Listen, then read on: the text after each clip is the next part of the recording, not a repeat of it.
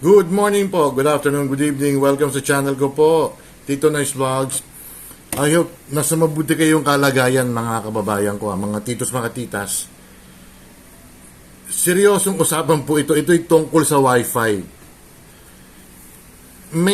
Siguro may mga magkakaibigan, magkakapitbahay, magkakapatid, or whatever. Kasi minsan yung may Wi-Fi mismo po, nagsishare po siya ng ng password ba? Sa mga ganyan po kasi ang nagbabayad naman po ng bill, yung mismo may-ari ng Wi-Fi, yung may gamit siya, meron siyang module, ganon, ay yung tawag doon, yung parang aparatos na yon, modem. Maski na maghahati kayo ng siguro kapitbahay mo ng kapatid mo, what if yung nakiki-password lang or nakiki-Wi-Fi, bumili ng maraming gamit, bumili ng maraming paggagamitan ng internet, ng Wi-Fi, o di ihina po yung Wi-Fi yung mismong may-ari po. Kaya pag ganyan meron sa inyong na nakikiusap na Brad, sis, kuya, ate, baka pwedeng makikabit sa inyo ng Wi-Fi. Sige, magbabayad na lang. Mag-share po tayo. Kung binabayaran nyo po is 1.5, bayaran ko ng 500. Huwag kayong papayag mga titos, mga titas. What if nga kung bumili ng maraming gamit, meron pang desktop, may laptop, tapos ang gamit nyo lang, yung Netflix lang, mga 3 cellphone o 1 laptop. Sa mga ganyan mga babae, kasi nag-aaway yung mga magkakapitbahay at saka magkakamag-anak May nabalitaan nga tayo Sinugod ba naman yung kapitbahay niya kasi, bakit ako walang Wi-Fi?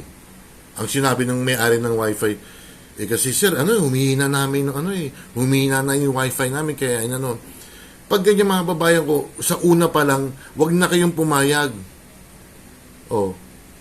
Unless kung talagang, pero maski kapatid kung yung kapitbahay may kapatid mo nga, ang anak niya ay 3 o 4, tapos sa isang kwarto may desktop, and then gagamitin yung Wi-Fi nyo, pakiusapan mo lang kamag-anak mo na, kuya, hindi pwede na, mag-apply ka na lang sarili mong linya. Ganun na lang mga babae, kasi may istorya na magkaibigan Siguro, lalahatin ko na sa ibang bansa, magkapitbahay sila, nag-usap sila, pwedeng can I connect you to your Wi-Fi?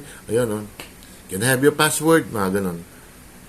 Tapos, ang katapusan nito, yung kapitbahay niya, maraming ang gamit, kaya humina yung Wi-Fi mismo ng ng may-ari. Ang problema nito, hindi nagbabayad yung kapitbahay. Sana man lang kung nagsishare yung kapitbahay, hindi nagsishare mga babayan ko Kaya lesson na to huwag kayong, porke na siguro may utang na loob kayo sa kanya, na ganun-ganon, kung nagbayad ka naman ng utang na loob, bakit pa magsishare ng password? Di ba? Away lang yan. Kaya sa mga ganyan, sabihin nyo, mag-apply na lang sa sarili nyo. Hindi pwede kasi marami sabihin, dahilan nyo na lang, kasi mga anak ko nag-online schooling pa rin at saka nag-work from home yung panganay ko gumawa na lang kayo ng dahilan kasi sanhi ng away ang mga babayan ko, samaan ng loob lang. Ito may magkapitbahay dahil sa binago yung password, hindi sila nagpapansinan kasi dahil sa Wi-Fi dahil sa password in the first place nga, wag na kayong papayag, sabihin nyo, apply for yourself na lang, mag-apply kayo ng sariling yung linya na wag kayong makikikabit, di ba? Kami rito nga bumili pa kami ng ang tawag doon? Booster ba yon? O nasa likod ako ng bahay, andun yung modem namin, medyo malayo ng konti, may ilang metro yon. Bumili pa kami. Kaya at least ang nagbabayad yung anak ko. Kaya pero kung makikipag-usap sa inyo yung kapitbahay nyo, kasi medyo siguro walang budget, hindi, tumanggi kayo.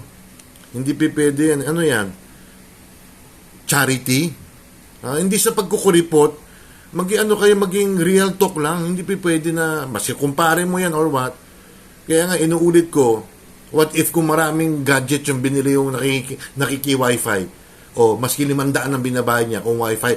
Kung kung 2.5 ang binabayad nyo, and then yung kapitbahay yung nakikabit, nakamag-anak mo, 500 lang, lugi pa rin kayo. Alam nyo kung bakit? Mas maraming wifi, mas maraming gamit yung yung nakiusap sa inyo, yung naki-share sa inyo ng 500 lang, di ba? O maging practical kayo. Ano yan? Hindi simple ito. Sanhi ito ng pag-aaway. Minsan nga, baka busy, baka nagmamadali yung mga tao na kailangan ng wifi, biglang binago nyo yung password, o di kayo malilintikan, di ba? Kaya sa mga ganyan, tanggi kagad. Wag kayong, hayaan sila magtampo, hindi. Kayo yung nagbabayad ng malaki, tapos sila maliit lang, and then, ang gadgets nila, 10 telepono, 3 desktop, 1 laptop, tapos may Netflix pa, ano mangyayari dyan? Netflix, malaking rin yan. Kinakain ng bandwidth yan, di ba? Kaya, na lang kayo, magsarili na lang kayo kung sino nakikikabit dyan. Pasensya na, ha? Kung sino naman tatamaan nito, magsarili na lang kayo. At kayo naman may-ari ng wifi mismo, yung malaking binabayad, say no na lang. Para walang gulo, walang away. Di ba?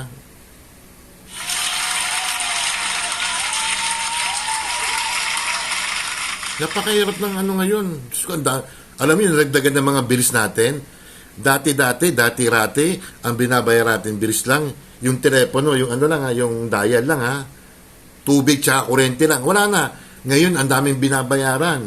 Yung mga wifi, at saka minsan yung mga credit card, yung mga debit, credit card lang pala.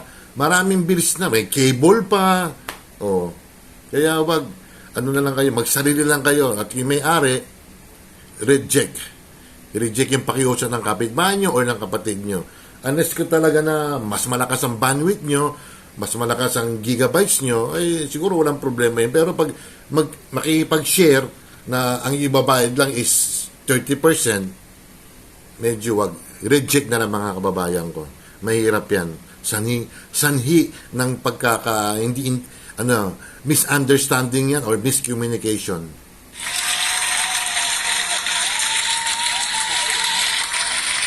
At basta tayo talaga mga babayan ko. Malay nyo, 5 years from now, talagang lahat wireless na. Di ba? Mag-shoutout muna tayo. Ang isa shoutout ko ay ang dami kong mga kaibigan dito sige, ang isa shoutout ko, ang aming baby.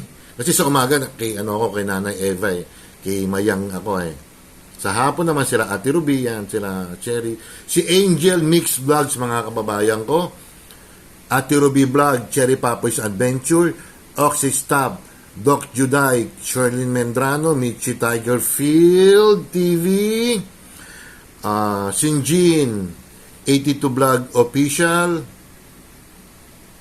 Mama Lynn Official, Jane Barona Vlog, Amlena Vlogs, Tess Sabala, Nanay Eva TV, Tatay Jovan, si Chairman Kim, Mayang Vlogs, Eldong SK Vlog, Rebs SK Jamming Vlogs, A Heart Purple, Junito Marinado, Myra T. Sanchez, Kabitek TV, Iraya May Perolino, Ludi Reyes, Edwin De Guzman, Tony Marsan, Lisel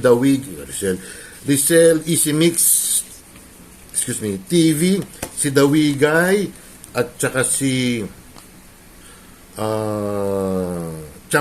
Chabs de la Cruz, Arlene Vlogs, si Angel, okay na.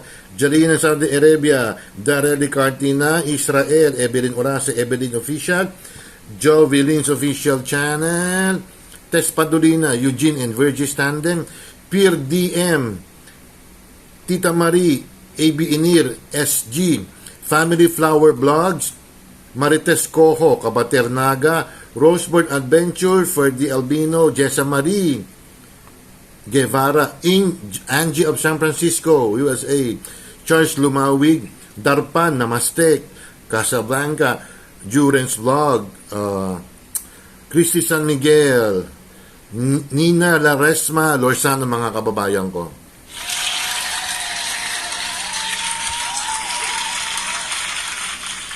Don't tell me, mga titos, mga titas. may mga kilala ko yung nakikikabit lang sa wifi or nakikipag-share.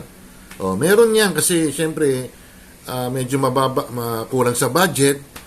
Pero kung sanhin ng pag-aaway yan, mas maganda pa, magsarili na lang tayo. Diba? Alam mo dati kami, nakikikabit kami sa cable. Hindi man kami nag-aaway ng mga pinsang ko walang problema. Naipag-isip namin ni Mrs. Ano na lang tayo? Mag-apply na lang tayo ng cable na lang. Alam niyo, binabayad ko sa cable ang 300. Kasi para may mapanood lang. Hindi na pala ako nagbabayad kasi lumipat ng kapatid dito sa maliit na bahay. Siya nagbabayad ng 300 para may mapanood man lang ng mga ibang palabas, ha?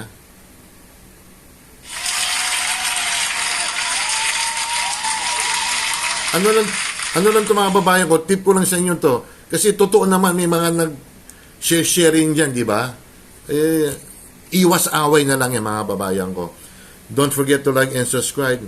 Hit the bell notification para ma-update kayo sa aking mga video. Maraming salamat sa inyo. Peace. Bye.